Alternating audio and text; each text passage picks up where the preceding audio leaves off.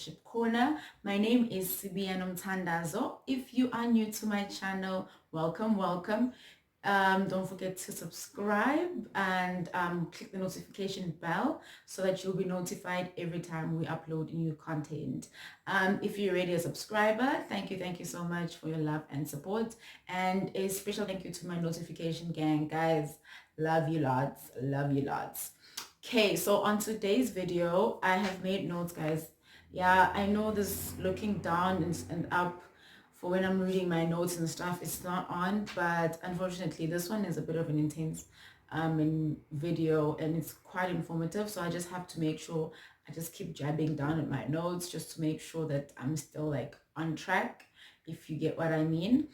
So on today's video, I am going to be discussing how you would manage as a first year student in university.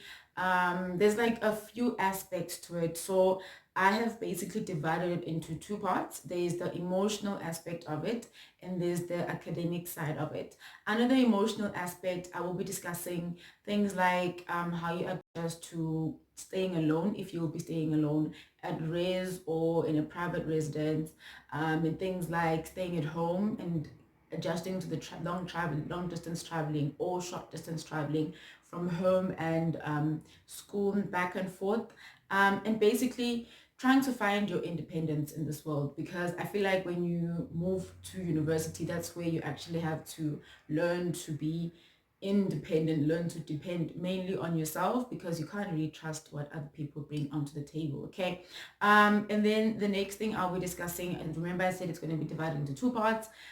First was emotional, which I just discussed now, and then the next thing I'm going to be discussed is academics. So we'll talk about like finding your studying strategy, learning your independence, because remember, when you were in high school, your teacher would follow you around to make sure you get the work done. They would check if you did your homework. They would check if you submitted your assignment on time. In university, lecturers, it's not that they don't care, but because you have to be independent, they just there to do their job and you have to play your part and do your part in this whole thing, type of thing. Then the next thing is basically choosing studies modules, because for some degrees you have to select modules yourself as a student, and the faculty doesn't select modules for you guys. So those are the two parts we're going to be discussing. So remember I said we're going to be discussing the emotional part of being a first year student and the academic side, because I feel like those both kind of cover almost everything. If you feel like I missed anything, you can always drop it on the comment section below. So we will get right into it. And we're back. So as I said, guys, there's the two aspects, and the first thing I am going to be discussing is the emotional part of it. So first things first, okay, let me break this down. I think it's going to make much more sense if I break it down. So first, I'm going to discuss moving out of home and into res or into a private accommodation or private residence when you're a first year student. The second one I'm going to discuss is when you're staying at home, how do you deal with family dynamics when you're staying at home and trying to survive as a first year university student. Né? But before I get there, I'm just going to discuss background. So a very wise woman that I know, her name is Cindy Zilwa. I am going to drop her websites. Gosh, what's her website address? Yeah, sheesh. Why is English running away, guys? So I'm going to drop her the link to her website on the description below, because she is doing a bit of motivational speaking, like mentoring and like motivational quotes and articles for the youth of South Africa. So I'm going to drop it on the description down below for you guys to check it out if you would want to. So she said something very profound this one day. We were having a conversation. She said, Nomti, she calls me Nomti. She said, Nomti, we come from different backgrounds, and your background should not define what, like, the type of person you're going to be in the future. It should not define who you're going to be in the next 10 to 15 years. Your background is merely a circumstance whether it's a good background or it's a bad background. So good meaning you're coming from like a very wealthy family, very put together family, wealthy as in money and emotionally, because some families are emotionally wealthy but not necessarily financially wealthy. And then there's bad background, where you come from a poor family, either financially or emotionally or both. So she said 10% of your life is defined by your background and your circumstances, and that's basically 10% of your life that you can't really change. But she said the 90% of your life, it is made up by how you actually respond to everything that's like pushed towards you or pushed like against you. She said you go through challenges, but it's how you actually respond to them that actually builds your character and that actually builds the person that you are today. So this brings me to the first thing I want to discuss before I discuss the two that I said earlier, which is staying at Reds and staying at home while you're a first year student. So the first thing is you have your background. So some students come from a very rural area, very rural background, very poor background, where you're basically trying to make ends meet and it's tough. So you find that you're doing your first year university, you're in a new area, you're trying to adapt, but at the same time you have to quickly try and find a job because you need to make some sort of income to try and support you as well as your family at home, to make sure that everything is kept on a steady rate type of thing.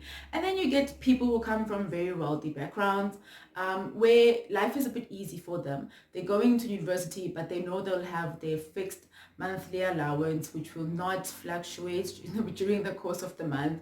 They don't necessarily need to fight and find a bursary or a scholarship, because even if they don't have, the parents are still going to be able to afford them an education, So that's like the two different backgrounds. And then you have backgrounds which are emotions. So you find that you come from a very emotionally drained background, where maybe your parents or your family or your guardians depend on alcohol for survival. They are like undergoing depression and you are just emotionally drained, and you actually relieved you away from home. And then you come from, and then there's like another example where people come from very emotionally wealthy backgrounds, where like their parents are together, they live under the same roof, they love each other, they show their kids love and compassion, and they're actually patient and they actually listen to you, like where your voice is actually heard, not necessarily because you're bringing money onto the table, but because they understand the emotional part of growing up from being a teenager into your 20s, when you're going through your university and college phases type of thing. So the main thing that I want to highlight, guys, with regards to your background, is that, you know what, it doesn't matter where you come from. What matters is the goals that you set for yourself, the dreams that you dream, and basically the work that you are willing to put in order for you to achieve those goals, the work that you are willing to put in order to change your lives, circumstances for your future generation, or even for yourself and the family that's back at home. So basically, the most important thing is that remember that 10% of your life is the circumstances that you cannot change, and then 90% of your life is how you actually respond to it. So always strive to respond positively so that you will get, positive results in your life. Okay. So as we move right along, the first part of the emotional part that I'm going to discuss, as I said, is moving out of home into a residence or a private accommodation. So that's a big step, guys. Regardless of your background, it is a huge step because you have to literally learn to depend solely on yourself. Reason why I'm saying that is because you can't trust everyone you meet in university. Not everyone has good intentions. Basically, in life in general, not everyone has good intentions.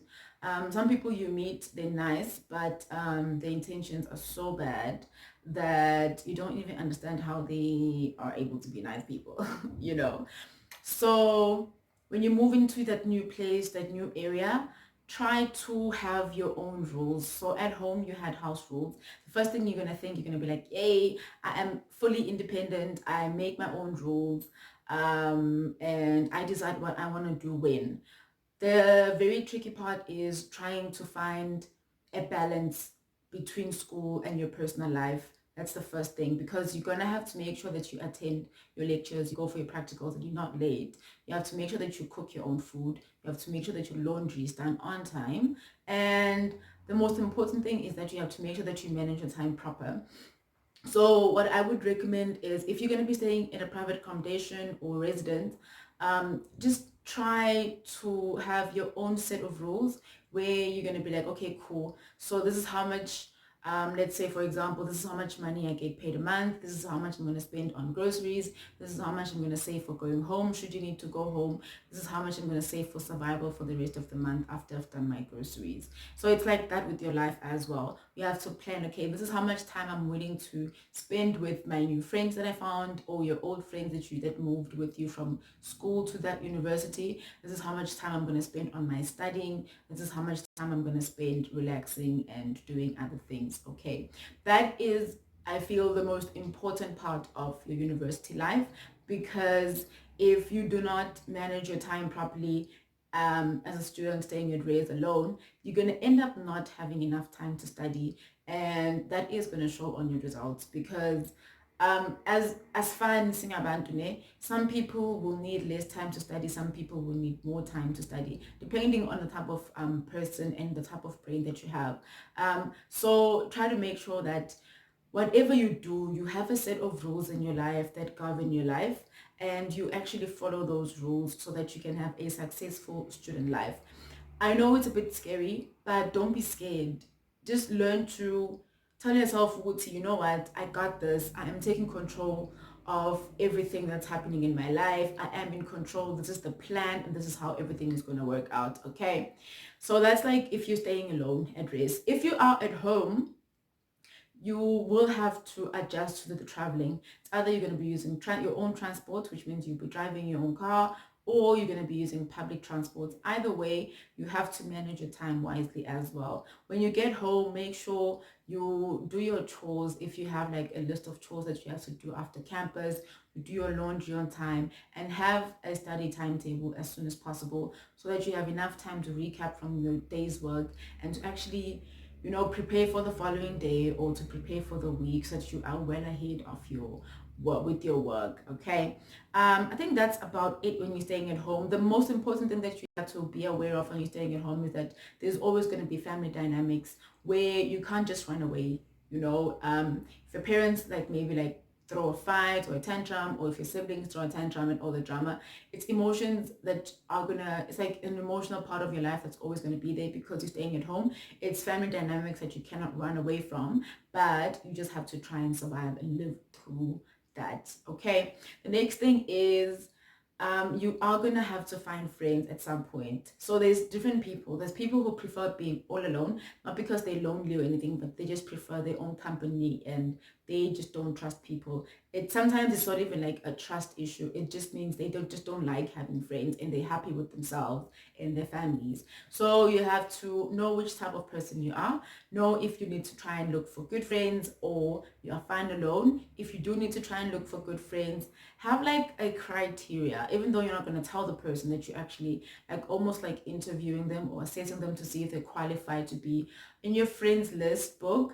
But have like a criteria. Don't just make friends with people just because you feel you need to fit in, you feel you need to adapt. Make friends because you think they're actually genuine, and it's people that are actually going to contribute positively onto your life, and not negatively. Okay, so that's about it with the emotional part of the struggle of being a first year student.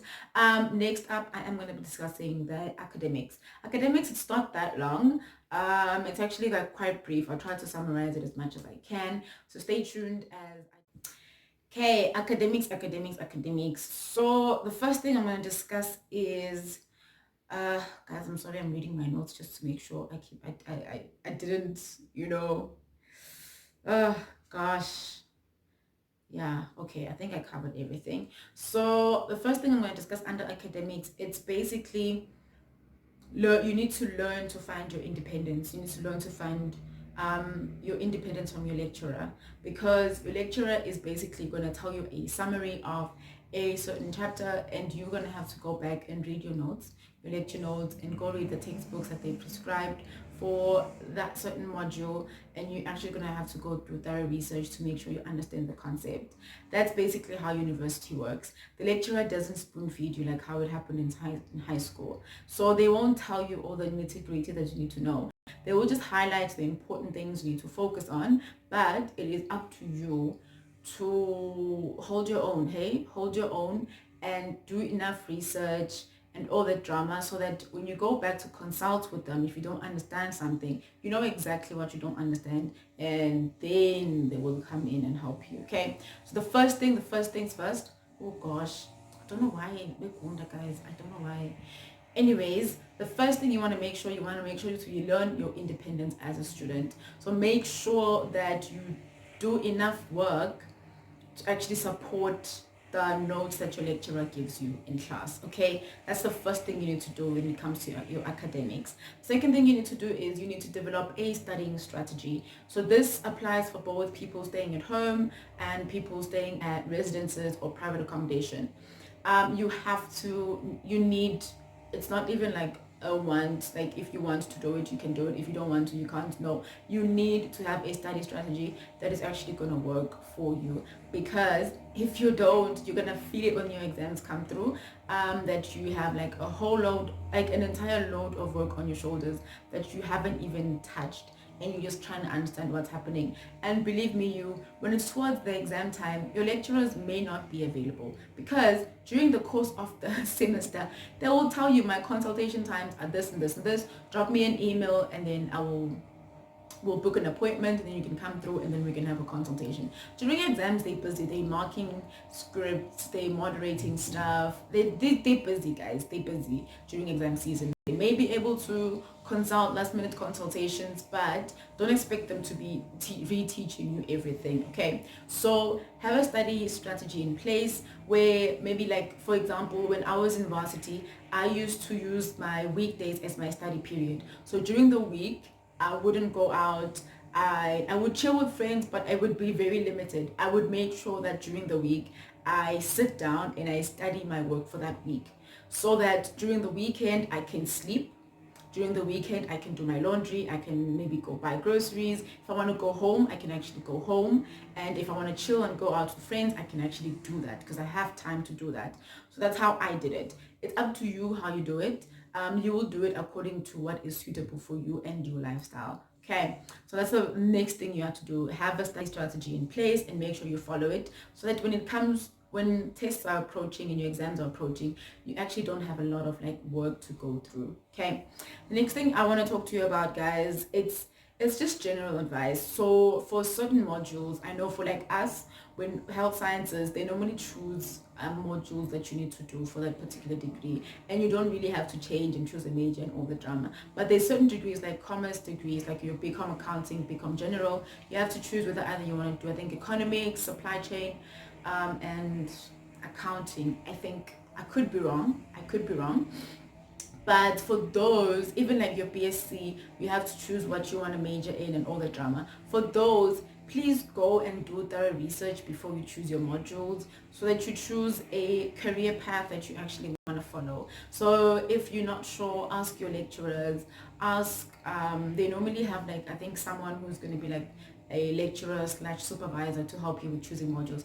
Ask them like the relevant questions, like, okay, fine, if I want to do this and this and this, how do I go about doing it? What modules should I select for my first year, second year, and third year module selections, okay? So that you know you select the right modules for that year, and you don't have a delayed year just because you didn't select the correct modules during your first year. Okay, that's just general advice. Okay, just look out for those things. The last thing is under academics that I want to touch on is, you guys, you have to learn to deal with exam stress. When I remember when I was in varsity, it was so stressful when I had to go for my exams first year, because I'm so used to having this like small area for exams. It's not that intense, but when you get there, like, it is so intense. There's so many people who actually supervising the exams, and there's so many people writing like exams at the same time. It's a bit confusing, and the procedure, like finding your seat, and it was a bit hectic. Like for my first exam, I was like half confused with the whole process, because like finding a seat and knowing exactly where to go when you get into the exam area and all the drama. So it does get a bit intense. It's a little bit more complicated than high school was, but you get used to it. You get used to it. Just ask people who've been there before, so that you have the correct information. Okay. The last thing I want to touch on is basically also general advice, guys. It's very, very general advice. So when you get to varsity or college, there's always going to be scammers, né? There's always going to be someone who's going to be like, okay, fine, for you to get NSFAS, give me this amount of money and I'll be able to help you. Be aware of those things, because they do happen, and they happen in any college, they happen in any university. So be aware of people who just want, so the minute there's money involved, just know, you know what, this is not right. Because for you to go through your registration process, the only money that comes out is money you need to pay to the university. The only money that comes out literally for raise and stuff, it's money that needs to be paid to the university. So if someone tells you you need to pay them 100 rands or 500 rands, they'll give you this, just know that's a scammer, and be aware of it, and be cautious. Know, like, try to find the right departments, and not necessarily people to help you. To try to go to the department itself for safety reasons, because there's a lot of scammers out there. There's a lot of people who go there, they just put on, there are people from the SRC who are actually good, who help you, from like the student committees and stuff. Those people are actually there to help you. But there's people who could just rock up an SRC t-shirt and then just like go to campus and be like, okay, I'm helping first year students, you need to pay this amount of money to do this, for me to do 1 and 2 and 3 for you. Just please be cautious, and please be careful. Don't just like be giving away money unnecessarily. Yeah, so if you guys have any questions for me, I was once a first year student, so drop them on the comment section below. If you feel there's something I didn't cover, and maybe you are going through it now as a first year student, or you went through it maybe last year or years ago when you were first year student, please drop them on the comment section below, because there's someone who's still in high school, matric, and they're going to first year next year, and this information could benefit them a lot. So don't forget to like, share, and yeah, comment on the comment section below. I would love to hear from you guys as always. And as I said, I am going to drop off Cindy Zilwa's website link on the description down below, and I'll also drop off my Instagram and my Facebook handles, and then you guys can find me there.